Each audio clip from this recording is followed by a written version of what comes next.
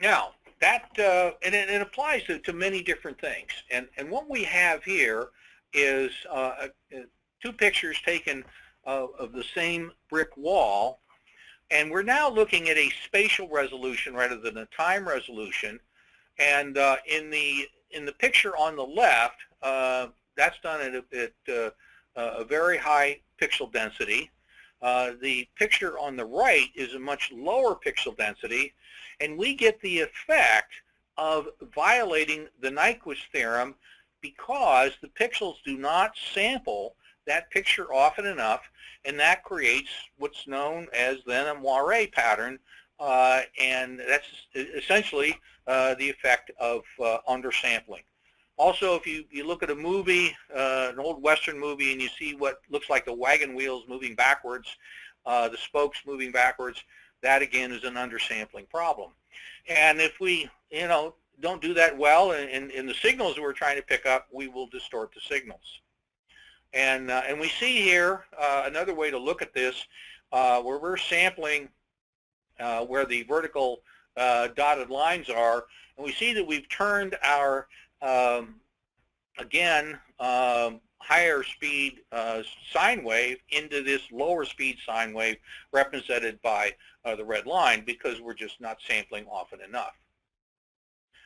Now, further to that, what you need to do is if you figure out how what the maximum frequency that you care about in terms of your input signal, and you decide to sample it twice that, you need to be sure then to apply a filter to the input signal so that you get rid of all frequencies that are above your frequency of interest, because what will happen is that the A to D converter will sample all of that information, and then it, mathematically it does what's called folding back the information.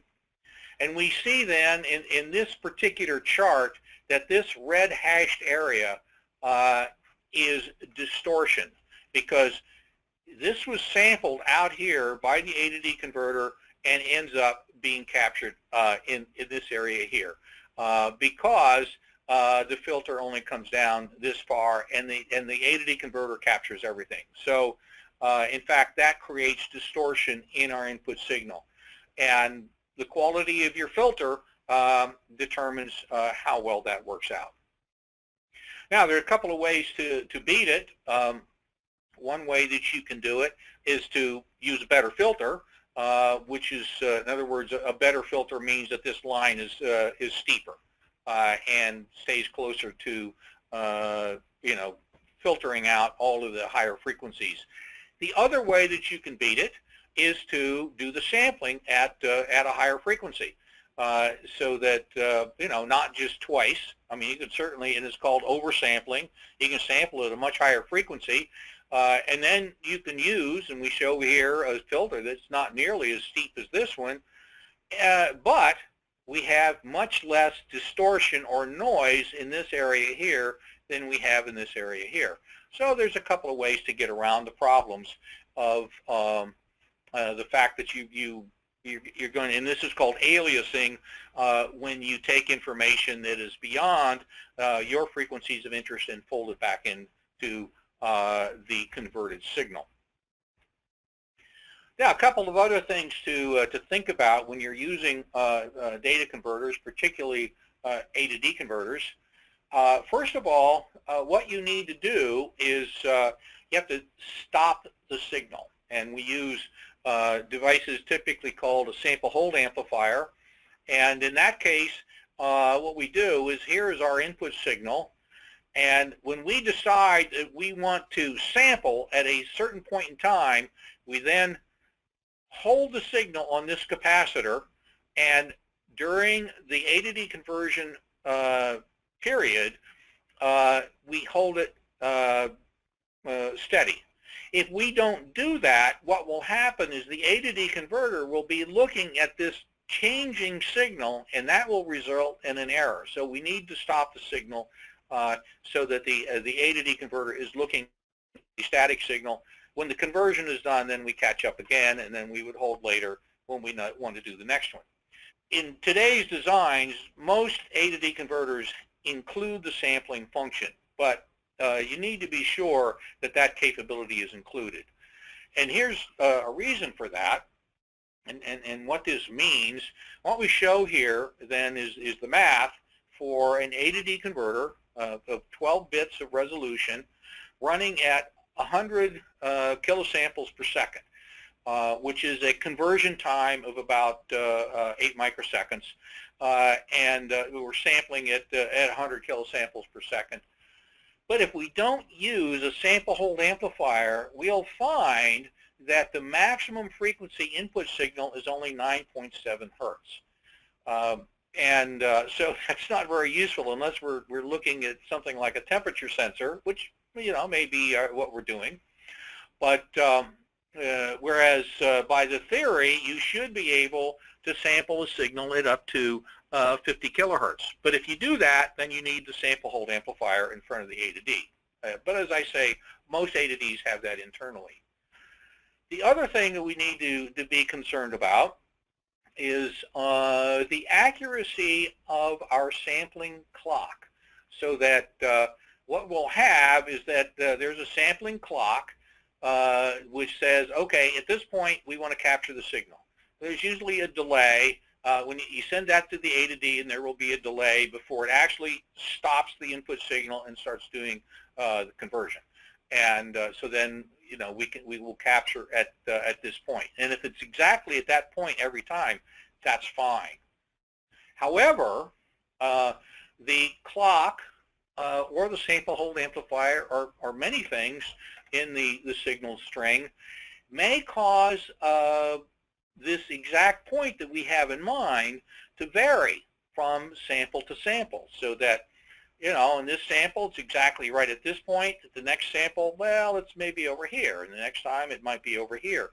And this error in terms of the sampling time is known as the aperture jitter.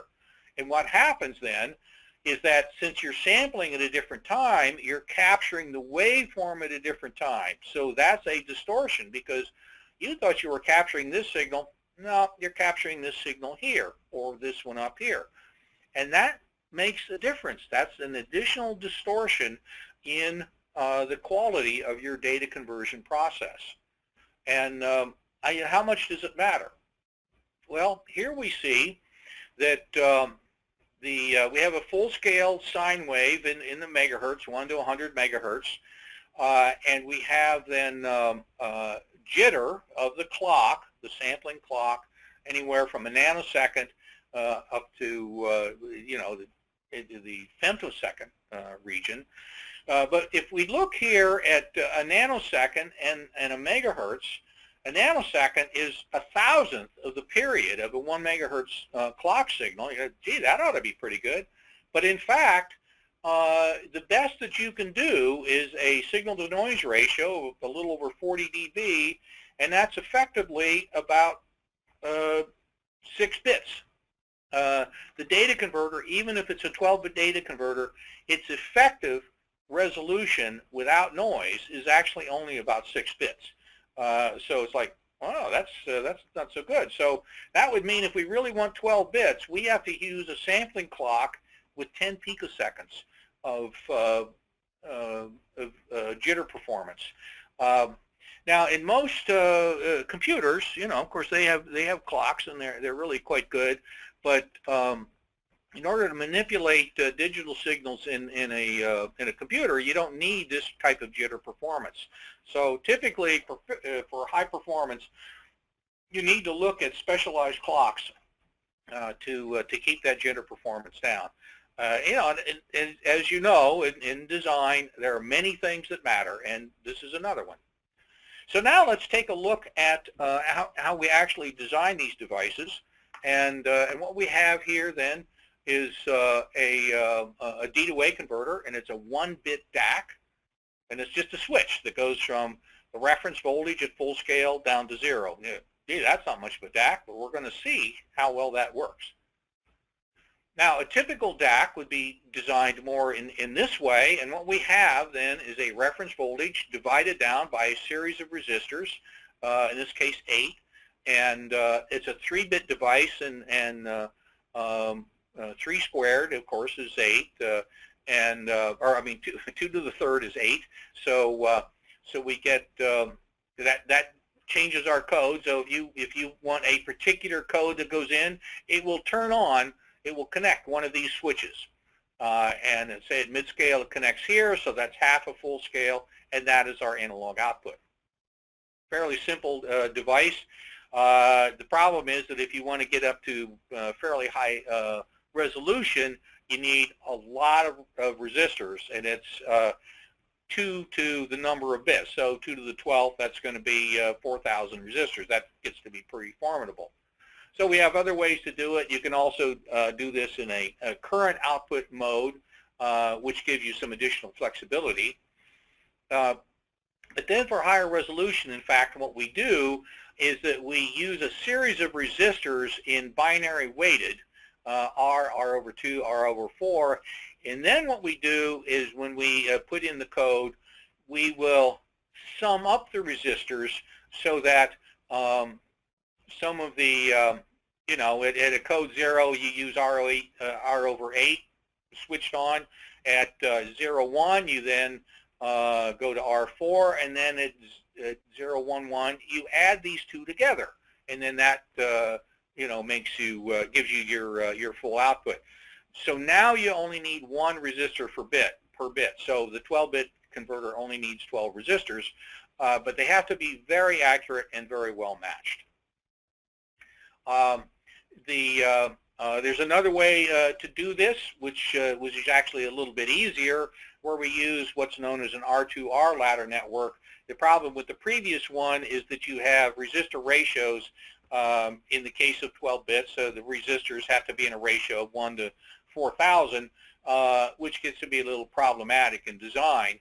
But in this case, with the R2R ladder network, you just have 2 values of resistors, and again, it's a summing function, and now you need 24 resistors to do 12 bits, but it's still quite doable in a small chip, and is much easier to design.